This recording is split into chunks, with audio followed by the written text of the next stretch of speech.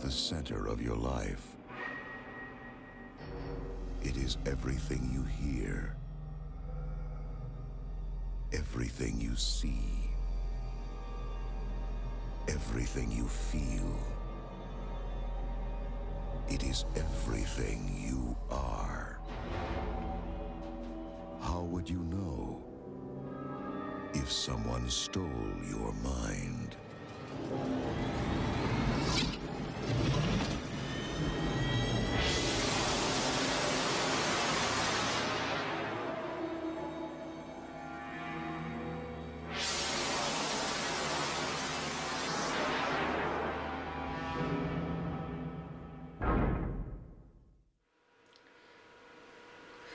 Everybody, so it's 20 to 1 and I just got done watching tonight's movie, which was Paul Verhoeven's 1990 Total Recall.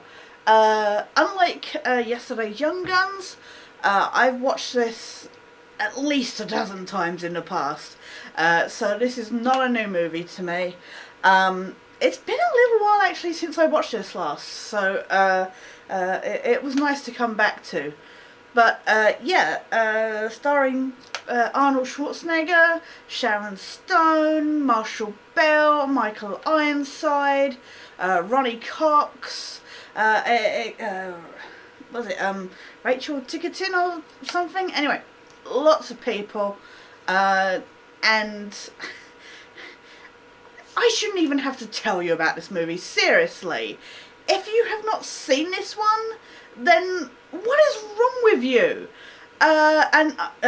Seeing the remake even does not count. So just seriously, if you like sci-fi, this is a brilliant film. I've said it in the past. I'm not a big fan of the reliance basically on Hollywood now with CGI, and especially going back and watching films like this that are practical effects, it makes me appreciate that stuff even more, because yeah, some of them sometimes can be hammy, or especially if it's stop motion stuff, but so much of this practical effects makeup, etc. is so believable. I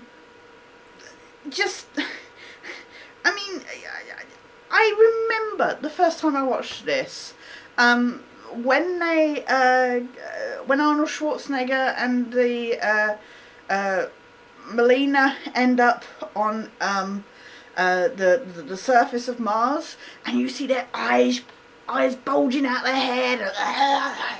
That freaked the shit out of me. And even all these years later, even as many times as I've seen it, and as many films with more recent, more realistic effects, this still holds up. And that's what I really enjoyed experiencing watching this movie back this evening. As well, it's based on Philip K. Dick's short story, and I haven't read that, so I do not know how true to the source material it is. But for an hour and 45-minute long movie, unlike yesterday's movie, the plot moves along at a very good pace.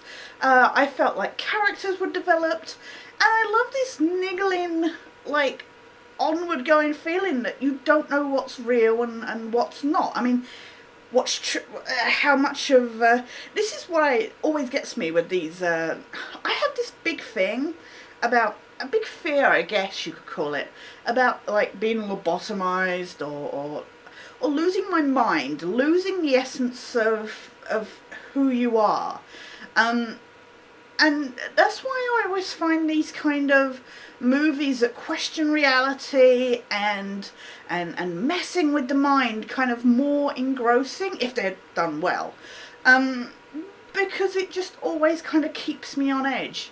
But what I love about this as well is when you go to Mars with Quaid, it just, no matter how much you know about the reality of ever, civilization being on Mars and that, no matter how much you know about the science of what the atmosphere there and stuff is like, this movie somehow makes it even remotely believable that this civilization could have set up there under this dome, and the harsh reality of outside, and that's the thing, is just like I said, you just feel, except for at the very end, even with the whole generator thing that they made believable, I know I'm skipping all over the place with this kind of review,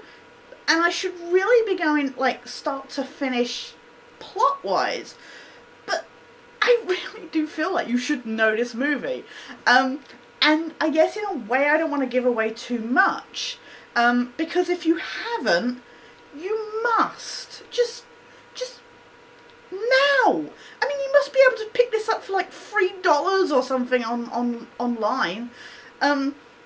But at the very end, you have this whole scene where with these generators, and they're supposed to produce air for the planet and that, and that bit, even that bit was kind of slightly like trying for logic with this whole melting ice thing and that. But the whole blue sky bit at the end was ridiculously unbelievable, and it kind of took me out of it, because up to this point I've been happily going, yeah, I will go along with this for the sake of the storytelling and stuff. But and the other thing, I guess, if I really had to nitpick this movie, was the hologram wrist generator. Sorry, the wrist hologram generator, not a hologram that like generates wrists. The hologram generator that Quaid puts on, and just the practicality of where the hologram was appearing in that, that got a bit dubious for me. But the rest of the movie I cannot find fault with. Don't get me wrong, I'm not saying this is a perfect movie. I just personally really enjoy it. Just, you know what? I told my carer Donna that tonight's movie was Total Recall, because she didn't know I was doing this, starting this series, and because she'd seen it on the side, and I explained to her what I was fingers crossed hoping to trying to do, and I told her it was Total Recall, and she said, "Oh, you gotta you better not be saying anything bad about this movie." And I was like, I've seen this enough to know that I don't think there's much to really bitch about. And she was like, "Oh yeah, I guess you got to be honest." And I was like, and as the credits just rolled, I really thought about it, and I'd been thinking about it the whole way through, and there is really nothing that I can hate about it. I mean, I like to joke that this is a movie that really likes to see how many times it can get Arnold Schwarzenegger, or say his name properly, would be helpful. Arnold Schwarzenegger, see how many times he can do his grumbling thing. Yeah, I really, sorry, can't do an Arnold Schwarzenegger impersonation. Doing his grumbling thing and that, it cracked me up how many times he did that, and I don't think I'd ever noticed it. I knew it was something that people take the mickey out of and that, out of him as a general from all his movies, but I didn't realise how much he did it in this one. But anyway, yeah, Arnold Schwarzenegger is not a good movie star. He's not good at acting. I mean, certainly for a good chunk of the first portion of this, I felt his, I guess all the way through, but mainly at the beginning, it stuck out more that a lot of his, like, the way he was speaking felt very kind of wooden. Nobody will ever go on record to say that he is speech-wise a great actor, but he is an excellent action star, and in this role it just works for him. So everybody's on cue. I always enjoy watching Michael Ironside being totally badass. Marshall Bell, and especially the Kuato visual effects with the bloody out the front. I mean, that was amazing. I had to laugh a bit that Kuato looked like Danny DeVito, but that was amazing visual effects. And I've been lucky enough to meet Marshall Bell once, and he was absolutely lovely and adorable to meet. He was really friendly. Got to talk to him about a number of his roles, including Total Recall. And but just like I say, the puppetry on that effect alone was amazing. And of course now I know it's all CGI, but for Schwarzenegger to be able to reach out and grab those hands, and not like, you know, it just was excellent. I just really cannot fault this movie, and I really recommend. I know I've essentially been smiling and giggling my whole way through this, and this is just a feeling I get after watching a good movie. And that's what movie watching is like for me, what I love about it. And it's stuff like this that remind me of that. Remind me of that ability to escape to somewhere completely different. And to just feel just different emotions and feel at the end of it entertained. And that's what this does.